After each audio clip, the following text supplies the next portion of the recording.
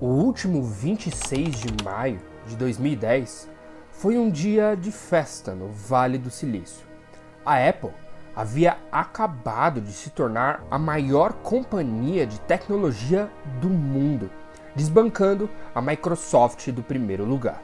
A empresa dirigida por Steve Jobs terminou o dia valendo 222 bilhões no mercado de ações dos Estados Unidos. No mesmo dia, do outro lado do mundo, um chinês de 23 anos de idade se jogava do 7º andar de um dormitório em Shenzhen, na China. Era o 10º empregado da fábrica de Honhai a cometer suicídio em 2010. O que chamou a atenção da imprensa mundial para as condições de trabalho na empresa que construía os produtos que permitiam o sucesso da Apple.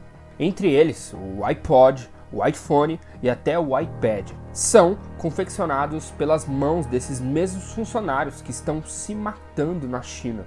Essa história é um exemplo extremo do que pode ser descrito como o paradoxo da Apple. Ao mesmo tempo em que se gaba de pagar bem e respeitar seus funcionários, a empresa ignora maus tratos do outro lado do mundo.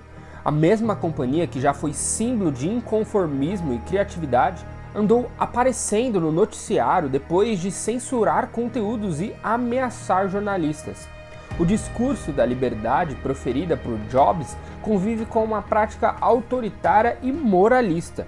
É um paradoxo que começou a tomar forma lá na década de 70. Passou a ficar claro nos anos mais recentes e pode ajudar a explicar o incrível sucesso dos produtos da Apple. Existe uma história que diz que Steve Wozniak sempre gostou de pegadinhas. O ano era 1971 e ele tinha acabado de entrar na faculdade. Sob o olhar atento dos amigos, Wozniak estava no meio de uma ligação para o Vaticano. "Eu estou ligando a pedido do presidente Nixon. Você pode chamar o Papa?" A brincadeira falhou. O Papa não foi chamado, mas Wozniak conseguiu demonstrar para seus colegas como sua caixinha azul funcionava. O apetrecho conseguia burlar as falhas nas redes de telefonia e fazer ligações de graça para qualquer lugar do mundo. Foi seu amigo de infância, Steve Jobs, quem viu na invenção uma oportunidade de negócio e propôs uma parceria. Era uma dupla inusitada. Wozniak era um nerd fissurado por eletrônica que projetava computadores desde pequeno, enquanto Jobs se interessava mais pela filosofia oriental, o budismo e o autoconhecimento. Ele já havia viajado até a Índia em busca de gurus, experimentado drogas como LSD e adotado uma dieta vegetariana. E aqueles dois cabeludos vendendo caixinhas ilegais foram o embrião do que viria a se tornar a grande Apple. And a world of cinematic possibilities. iPhone 13 Pro. Após a empresa explodir de sucesso ano a ano, a mesma se consolidou no mercado. E em 2007 foi lançado o primeiro iPhone, a linha de aparelho com maior número de defeitos crônicos. Não sabe do que eu estou falando?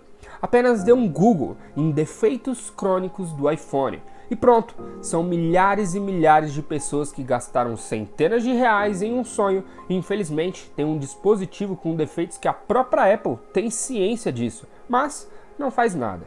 A única coisa que a empresa faz é orientar seus funcionários a ajudarem esses consumidores se os mesmos forem reclamar desses problemas em suas lojas físicas. E somente isso. Você já ouviu dizer que o iPhone é o celular mais seguro do mundo? Ou algo do gênero?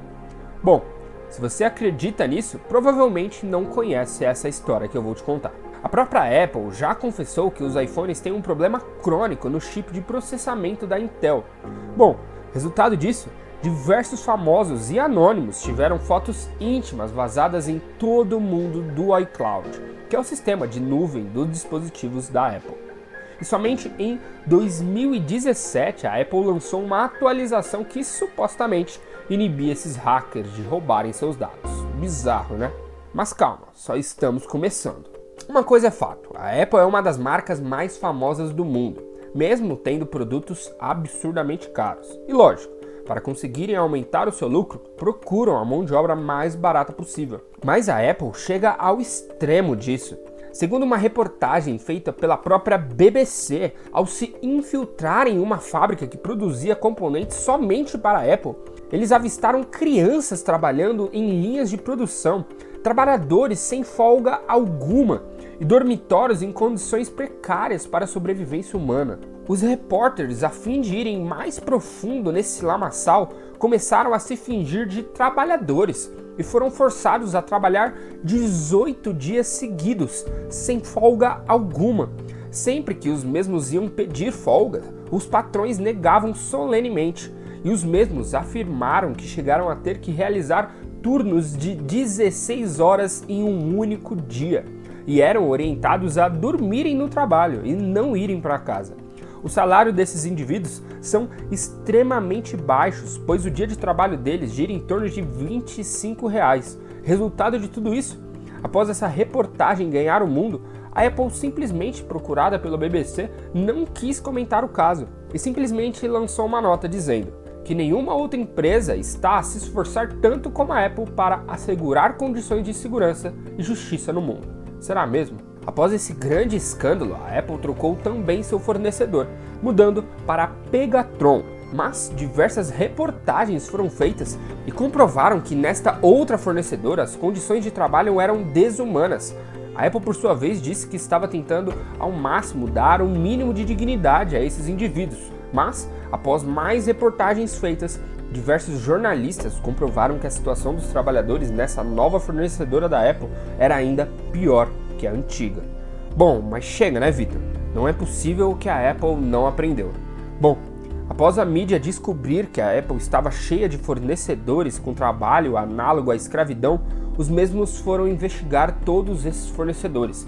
Concluíram que mais 2 gigantescos diretos fornecedores da Apple eram idênticos às empresas que eu citei.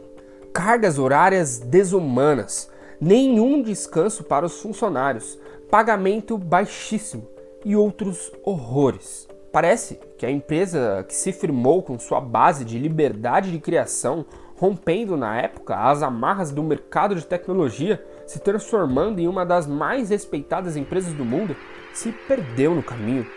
Hoje a Apple parece somente se preocupar com o lucro e com os resultados semestrais, custe o que custar.